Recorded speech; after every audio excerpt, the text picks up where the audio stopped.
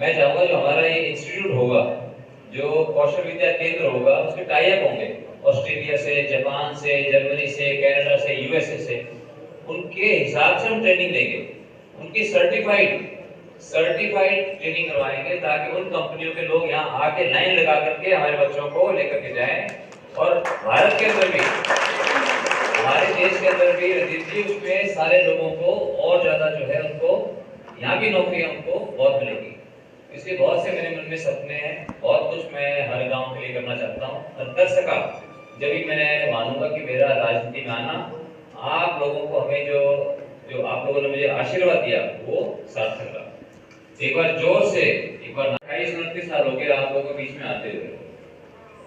मेरे स्वर्गीय पिताजी ओम प्रकाश जिंदल जी ने यहाँ पे 96 में चुनाव लड़ा, तब से मैं आप लोगों के बीच में आ रहा हूँ।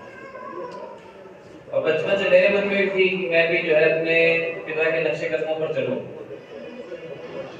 मैंने यहाँ पे 2004 में चुनाव लड़ा, 2009 में लड़ा।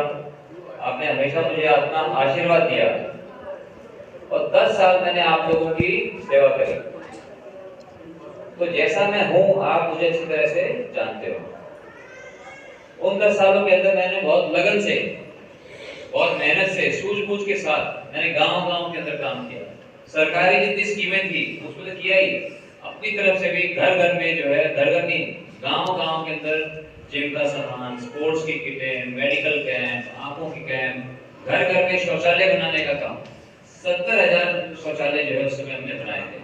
पूरे देश के अंदर, ग्रामीण इलाकों के अंदर कुरुक्षेत्र जो है नंबर 1 पे था, जिसको ओपन डेफिकेशन फ्री, यानी खुले में शौच से मुक्त, यह हमारा हल्का था। उन 10 सालों में बहुत अनुभव हुआ और पिछले 10 सालों के अंदर भी, भैया आवाज सुन लो, है ना? अब इन 10 सालों के अंदर भी और बहुत अनुभव हुआ है। और अब जो है मेरे लिए बहुत सौभाग्य की बात है कि माननीय प्रधानमंत्री नरेंद्र मोदी जी ने, मनोहर लाल जी ने, हमारे मुख्यमंत्री नायब सैनी जी ने मुझे इस लायक समझा और आप लोगों की सेवा के लिए कुरुक्षेत्र से मुझे चुनावी मैदान में मुझे उतारा। मैं इनका बहुत बहुत आभारी हूँ सभी साथियों।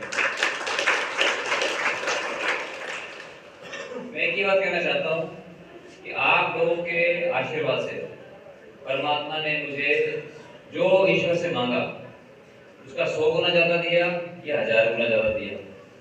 मेरे मन में एक ही बात है कि मैं आप लोगों की सेवा करूं, मैं देश की सेवा करूं। बहुत सा काम अभी, जैसे माननीय मंत्री जी ने बताया, सुभाष जी ने, बहुत सा काम हुआ है। ये काम तो कभी खत्म नहीं होता।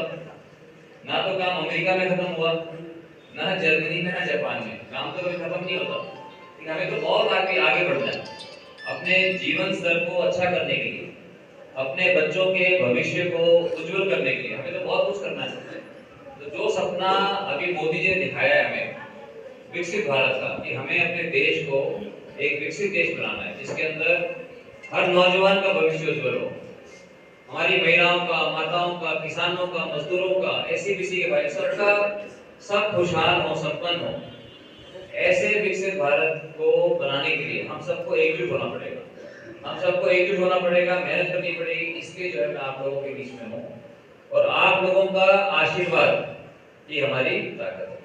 तो मैं आज आप सबके बीच आप लोगों का मैं आशीर्वाद देने के लिए, मैं भी और सारे के सारे हमारे साथी आपके सामने बैठे हैं, आपका आशीर्वाद देने के आए हैं कि 25 तारीख को, आने वाली 25 मई को आप जो है अपना आशीर्वाद भारतीय जनता पार्टी को दें, नवीन जिंदल को दें, ताकि हम सारे भाई बहन मिलकर हम अपने सपनों का कुरुक्षेत्र, सपनों का हरियाणा और सपनों का भारत हम बना सकें।